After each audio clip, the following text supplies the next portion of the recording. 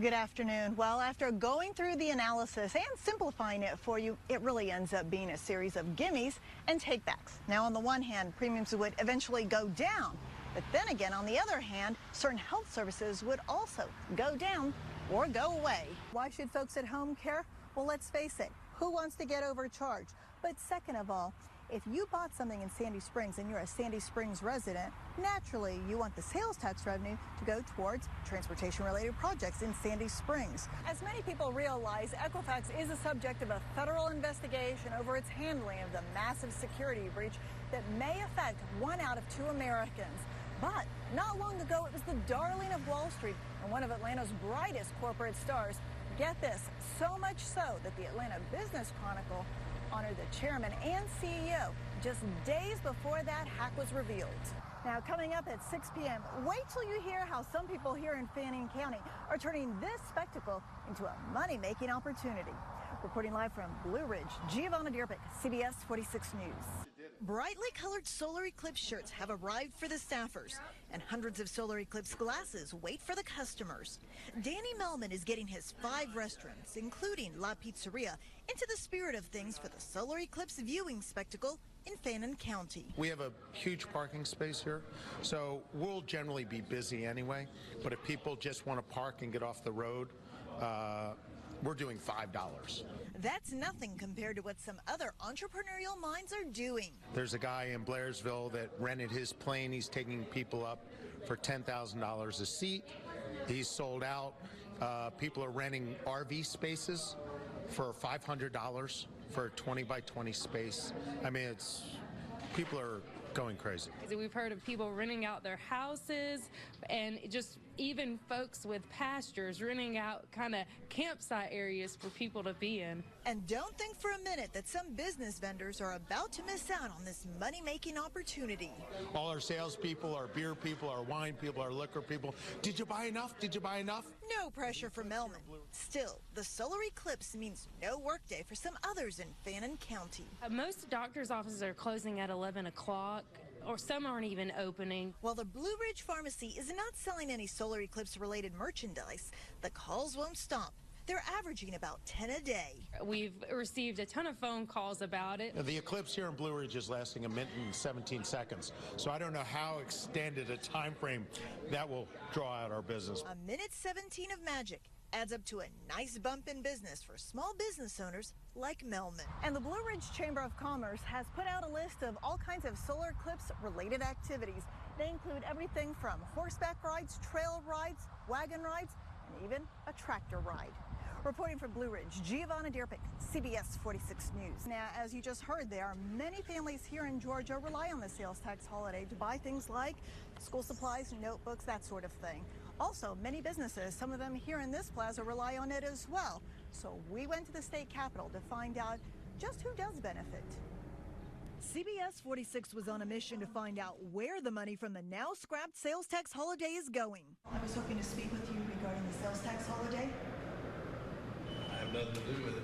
That's the answer from State Senator Jack Hill. He's the chairman of the State Appropriations Committee, which helps allocate money in the state budget recommended by the governor. After all, families love getting a break and not paying sales tax. But is it really the big deal you think it is?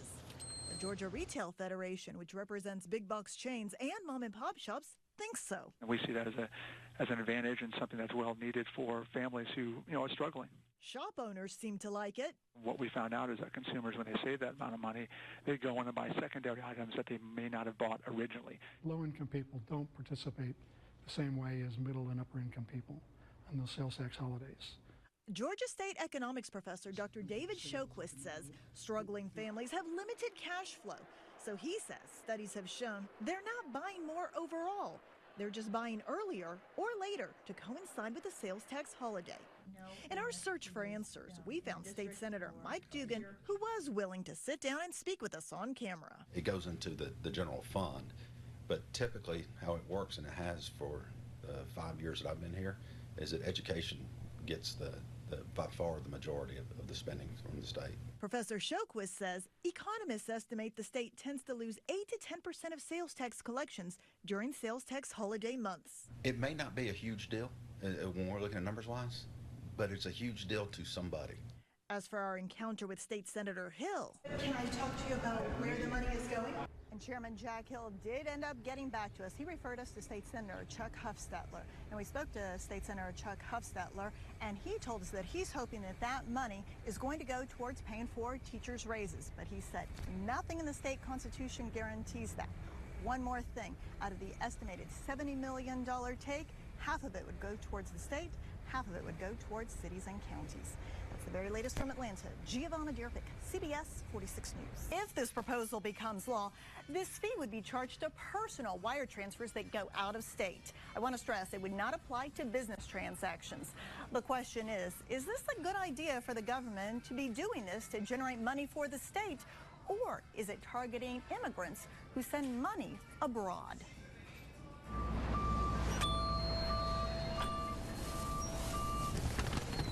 Raimundo Ramirez works at the taco market in DeKalb County.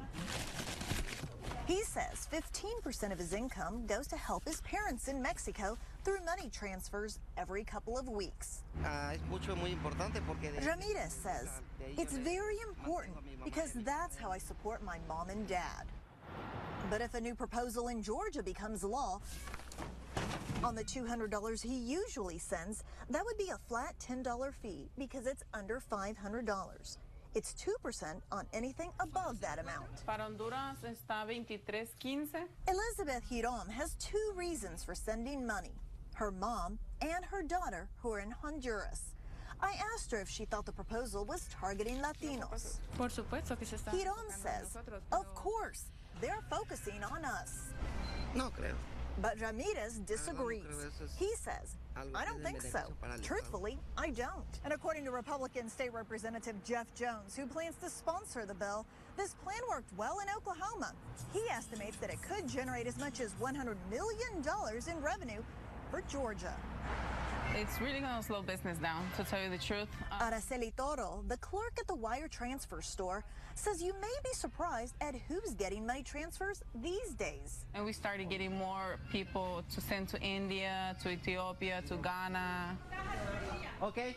And even though the money Ramirez sends helps his dad with food and medicine, he believes the fee would benefit the state and Latinos through reinvestment. Les ayudaría también económicamente. He says it would help them economically, and there are many Latinos studying here.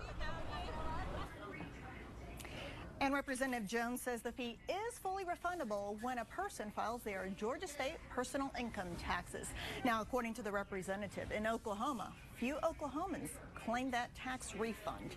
One more thing, it still needs to be introduced in the next legislative session. Reporting live from DeKalb County, Giovanna Dierpick, CBS 46 News. According to Symantec, over the past 8 years, 7.1 billion identities have been exposed. Now, to put that into proper perspective for you, that's the equivalent of everyone in China having their identity compromised, multiplied by 5. Cuba cloth, I believe. What is it? Peter Piro went from collecting beer cans and baseball cards at the age of 8 to this, selling all kinds of collectibles at his shop. Triumph Tessie. He loves dealing with the old, but admits that keeping up with technology and new data systems for business can get his head spinning. It's kind of overwhelming. We never know what to trust online. It's not just hard for mom and pops. Symantec reports that the number of breaches for the big outfits is also steadily growing. So when they actually steal the information from, let's say, a company that houses your social security number and your name, they're actually matching it up to stuff in Facebook or any of those companies and trying to match it up and get as much data as they can. Symantec says the cases with more than 10 million identities exposed grew from 11 in 2014 to 15 in 2016. Even though the number of identities exposed dropped by half in 2015, it doubled the following year to 1.1 billion. I would say 50% of the businesses in Atlanta, small businesses, don't even have a firewall. So it goes directly into their network, and a hacker can help themselves. Do you have a firewall? I did, but I don't know if it's still active or... Well, a computer crash a couple of years ago made Piro switch back to ringing up sales the old-fashioned way. I've actually gone back to just, doing handwritten receipts. And while others are grappling with new security threats, we spot an old school Apple II desktop for sale at his shop. Now a collectible. And our cybersecurity expert, Angel Martinez, says that if you're the average person who loves social media, you really do need to limit what kind of information you put on there. Don't put what school you attended, don't put where you live. He says you should just limit it to your name. Reporting live from Chamblee, Giovanna Dierpick, CBS 46 News.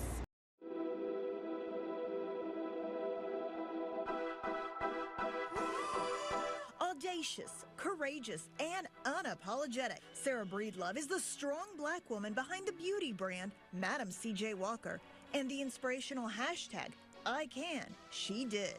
Born to former slaves, Madam C.J. Walker, as she's now known, did not accept her lot in life, and she became one of the first self-made female millionaires. She was the Muhammad Ali of the beauty industry in the early 1900s, and that she had the same sort of swag that Muhammad Ali had. Muhammad Ali had his hands.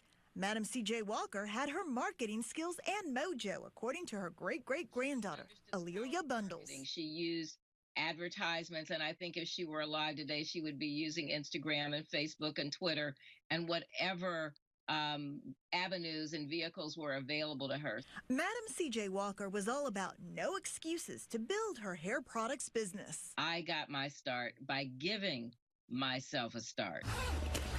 And here in Atlanta, we have our own modern Madam C.J. Walker. I'm sure that's been... We interviewed her at the Madam C.J. Walker Museum.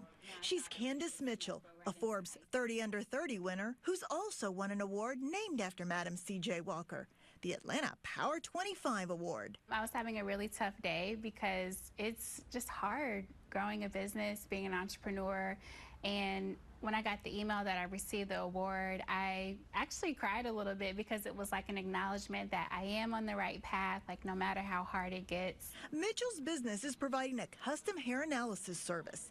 You provide the hair sample and they test it in the lab. A scientific assessment and create a hair profile in which you get results and recommendations on the best products to use for your hair.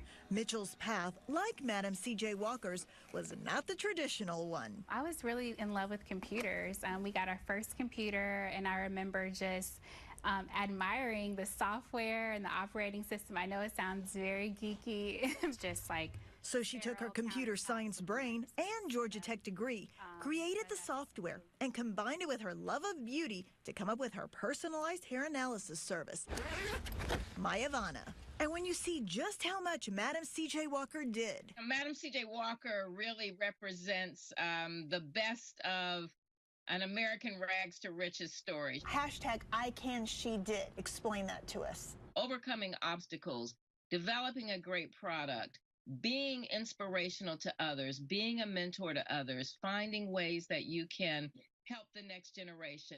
And Candace is the next generation to show us that Madam C.J. Walker's spunk and spirit of living out I Can, She Did lives on in Atlanta. Giovanna Dierpick, CBS 46 News. Maxine and Roger Frost agree on lots of things. After all, they've been married for 56 years, but the so-called mimosa mandate is not one of them. I think it's fine the way it is, that 10:30 in the morning is pretty early to start drinking. My feeling is if adults, people that are of drinking age, want to have a drink with their meal starting at 10:30 Sunday morning, I see no problem with that. The proposed bill would allow all private sector restaurants in Georgia to start serving alcohol 2 hours earlier, at 10:30 a.m. State-owned establishments already do. I'm not sure how much it would push the needle, but it would definitely be in a positive direction. The general manager of Mary Mac's Tea Room says that while alcohol tends to have a higher profit margin, it's a very small part of overall sales for his restaurant. But he thinks Georgians should be given the option. But some people do oppose it on religious grounds. Well, you can't legislate morality. The Georgia Restaurant Association believes it could generate several $1 million. Golden asks, how much extra demand is there for drinking around that time? As for the Frosts, as they finish their southern fried food, Mr. Frost says he and the missus will just respectfully disagree on the mimosa mandate. We agree on most things, and so I'll leave it at that. That's even though she's the one having the Chardonnay and he's sticking to iced tea. And if it becomes law, the Georgia Restaurant Association estimates that it could generate some $11 million in revenue for state and municipal government. Reporting from Atlanta, Giovanna Derpick, CBS 46, 19.